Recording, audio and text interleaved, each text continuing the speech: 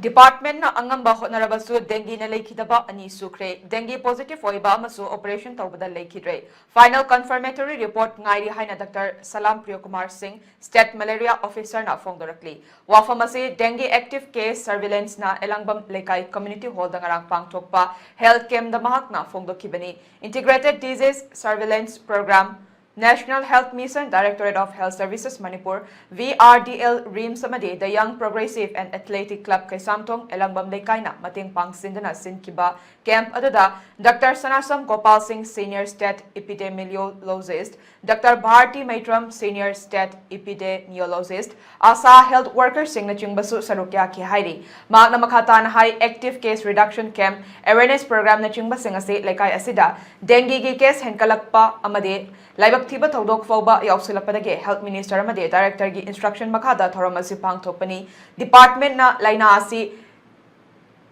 Tinganaba Honarabasu, Case Masing Henkalakpana, Maram Odaga, reinforced Tobani, Department Ki Maike de Honarabasu, Miamna Source Reduction Tautragadi, Upai Late Haibawa from Tamlaki, Laibaktivadi, Kaisamtong Elangbam Lekai, Yum Kudingi. Kang marum kokfam jaganga se surveillance tawbada thengnake magna hai hojik fawbada kaisamthong da ama amade Bishnupur da ama puna miyoi ani dengue na maram oiduna officially leikhidre hari adubu kaisamthong gi da leikhidaba atopa case amade official oina hojik fawba final confirmatory report laktre haina phongdoke